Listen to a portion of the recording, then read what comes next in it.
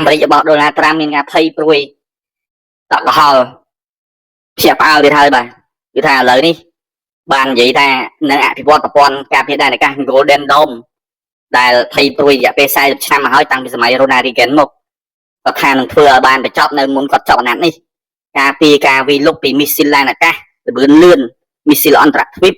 និងកំជួចទំនើបផ្សេងទៀតពីប្រចាំមិត្តឬក៏បាញ់ចេញពីលំហអាកាសមកគាត់ថាប្រព័ន្ធ Golden Dome របស់គាត់នេះមានសមត្ថភាពទប់ស្កាត់បានយ៉ាងល្អប្រសើរជាទីបំផុត